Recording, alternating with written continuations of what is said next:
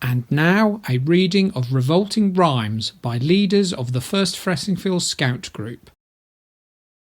I guess you think you know this story. You don't. The real one's much more gory. The phony one, the one you know, was cooked up years and years ago and made to sound all soft and sappy just to keep the children happy.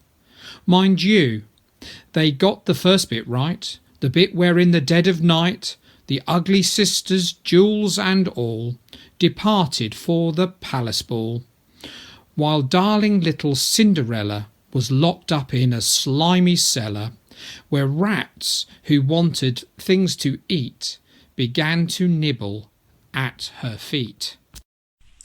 She bellowed, "Help, and let me out!" The magic fairy heard her shout. Appearing in a blaze of light, she said, "My dear, are you all right?" "All right," cried Cindy. "Can't you see? I feel as rotten as can be." She beat her fist against the wall and shouted, "Get me to the ball! There is a disco at the palace. The rest have gone and I am jealous. I want a dress, I want a coach, and earrings, and a diamond brooch, and silver slippers, 2 of those, and lovely nylon pantyhose. Done up like that, I'll guarantee the handsome prince will fall for me." The fairy said, "Hang on a tick." She gave her wand a mighty flick, and quickly, in no time at all, Cindy was at the palace ball. It made the ugly sisters wince to see her dancing with the prince. She held him very tight and pressed herself against his manly chest. The prince himself was turned to pulp. All he could do was gasp and gulp. Then midnight struck. She shouted, "Heck! I've got to run to save my neck." The prince cried, "No, alas, alack!" He grabbed her dress to hold her back. As Cindy shouted, "Let me go!" the dress was ripped from head to toe. She ran out in her underwear and lost one slipper on the stair. The prince was on it like a dart. He pressed it to his pounding heart. "The girl this slipper fits," he cried. "Tomorrow morn she'll be my bride. I'll visit every house in town until I've tracked the maiden down." Then, rather carelessly I fear, he placed it on a crate of beer. At once one of the ugly sisters, the one whose face was blotched with blisters, sneaked up and grabbed the dainty shoe and quickly flushed it down the loo. Then in its place she calmly put the slipper from her own left foot.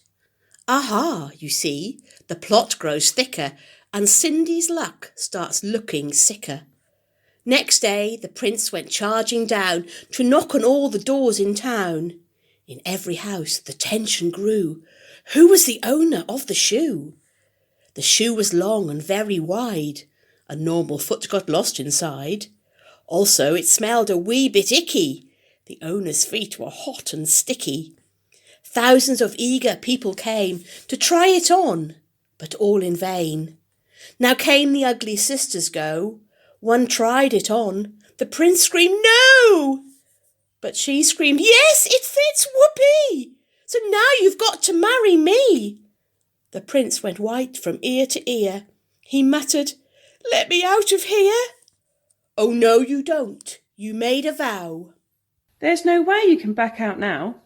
Off with her head," the prince roared back. They chopped it off with one big whack. This pleased the prince. He smiled and said, "She's prettier without her head." Then up came sister number 2, who yelled, "Now I will try the shoe." "Try this instead," the prince yelled back. He swung his trusty sword and smack! Her head went crashing to the ground. It bounced a bit and rolled around. In the kitchen, peeling spuds, Cinderella heard the thuds of bouncing heads upon the floor and poked her own head around the door. "What's all the racket?" Cindy cried. "Mind your own biz," the prince replied. Poor Cindy's heart was torn to shreds. "My prince," she thought, "he chops off heads." How could I marry anyone who does that sort of thing for fun? The prince cried, "Who's this dirty? Off with her nut, off with her nut." Just then, all in a blaze of light, the magic fairy hove in sight. Her magic wand went swoosh and swish.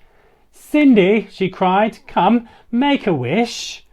Wish for anything and have no doubt that I will make it come about. Cindy answered, O kind fairy, this time I shall be more wary. No more princes, no more money, I have had my taste of honey. I'm wishing for a decent man, they're hard to find, d'you think you can? Within a minute Cinderella was married to a lovely fella, a simple jam maker by trade, who sold good homemade marmalade. The house was filled with smiles and laughter, and they were very happy ever after.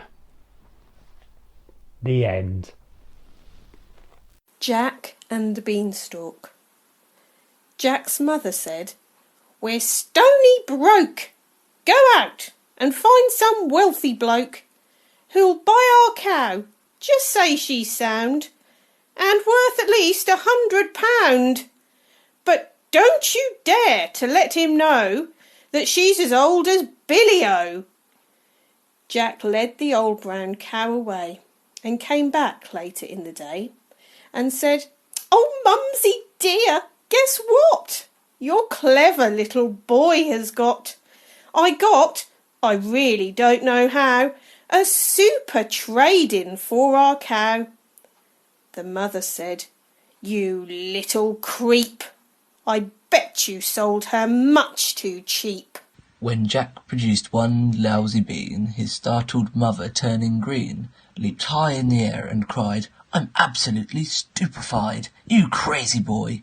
Do you really mean you sold our Daisy for a bean?" She snatched the bean, she yelled, "You chump!" and flung it on the rubbish dump. Then summoning up all her power, she beat the boy for half an hour, using, and nothing could be meaner, the handle of a vacuum cleaner. At 10 p.m. or thereabout, the little bean began to sprout. By morning it had grown so tall, you couldn't see the top at all. Young Jack cried, "Mum, admit it now, it's better than a rotten cow." The mother said, "You lunatic! Where are the beans that I can pick? There's not one bean, it's bare as bare." "No, no," cried Jack, "you look up there. Look very high, and you'll behold each single leaf is solid gold." By gollikins, the boy was right. Now glistening in the morning light, the mother actually perceives a mass of lovely golden leaves. She yells out loud, "My sainted souls, I'll sell the Minnie, buy a rolls. Don't stand and gape, you little clot, get up there quick and grab the lot." Jack was nimble, Jack was keen, he scrambled up the mighty bean. Up, up he went without a stop, but just as he was near the top, a ghastly frightening thing occurred. Not far above his head he heard a big deep voice, a rumbling thing that made the very heavens ring. It shouted loud, "Fee, fi, fo, fum, I smell the blood of an Englishman." Jack was frightened, Jack was quick, and down he climbed in half a tick. "Oh, Mum," he gasped, "believe you me, there's something nasty up our tree.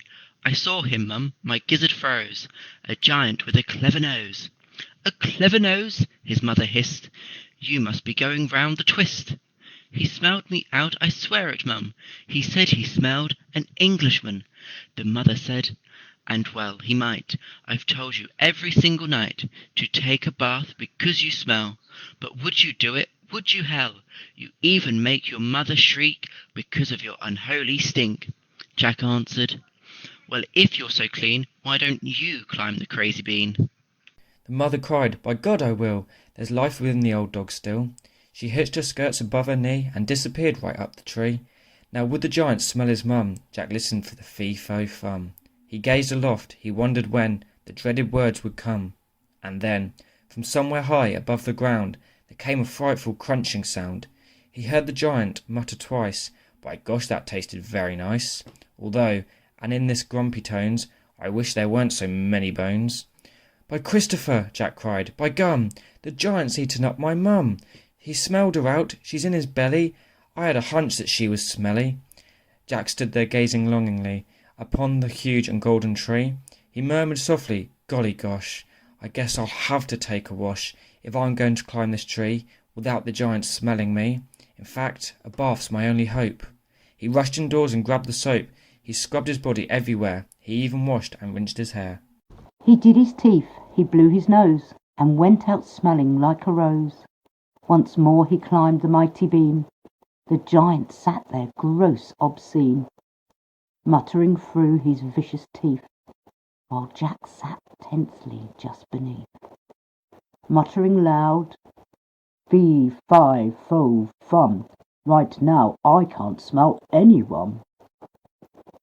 Jack waited till the giant slept, then out along the boughs he crept, and gathered so much gold, I swear, he was an instant millionaire. "A bath," he said, "does seem to pay. I'm going to have one every day." The Three Little Pigs. The animal I really dig above all others is the pig. Pigs are noble. Pigs are clever. Pigs are courteous. However, now and then, to break this rule, one meets a pig who is a fool. What, for example, would you say if strolling through the woods one day, right there in front of you, you saw a pig who'd built his house of straw? The wolf, who saw it, licked his lips and said, "That pig has had his chips. Little pig, let me come in." "No, no, no, not by the hairs of my chinny chin chin." "Then I'll huff and I'll puff and I'll blow your house in."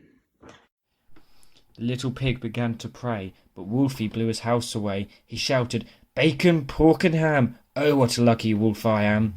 And though he ate the pig quite fast, he carefully kept the tail till last. Wolf wandered on, a trifle bloated. Surprise, surprise, for soon he noted another little house for pigs, and this one had been built of twigs. Little pig, let me come in." "No, no, by the hairs of my chinny chin chin." "Then I'll huff and I'll puff and I'll blow your house in." The wolf said, "Okay, here we go," and he began to blow and blow. The little pig began to squeal. He cried, "Oh, wolf, you've had one meal. Why can't we talk and make a deal?" The wolf replied, "Not on your Nelly," and soon the pig was in his belly. "Two juicy little pigs," wolf cried, "but still I am not satisfied. I know full well my tummy's bulging, but oh, how I endure indulging." So creeping quietly as a mouse, the wolf approached another house, a house which also had inside a little piggy trying to hide. But this one, piggy number 3, was bright and brainy as could be. No straw for him, no twigs or sticks. This pig had built his house of bricks. "You'll not get me," the piggy cried. "I'll blow you down," the wolf replied. "You'll need," Pig said, "a lot of puff, and I don't think you've got enough." Wolf huffed and puffed and blew and blew. The house stayed up as good as new. "If I can't blow it down," Wolf said, "I'll have to blow it up instead. I'll come back in the dead of night and blow it up with dynamite."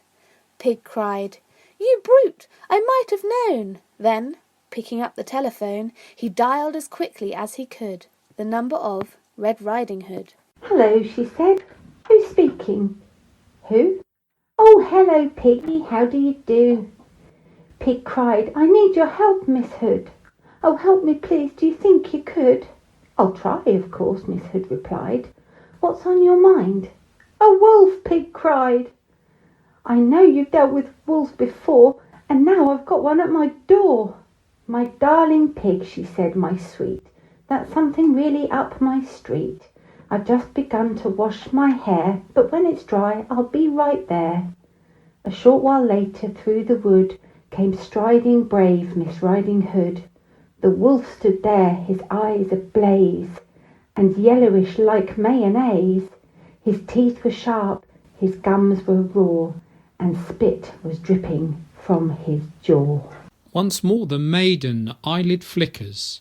She draws the pistol from her knickers. Once more she hits the vital spot and kills him with a single shot. Pig peeping through the window stood, and yelled, "Well done, Miss Riding Hood!"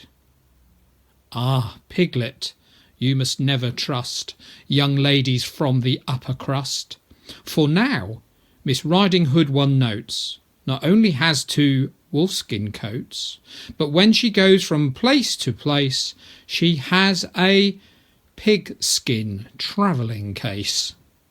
I hope you enjoyed listening to our Revolting Rhymes. Thank you very much to all the wonderful First Fressingfield Scout Group leaders that have read this evening.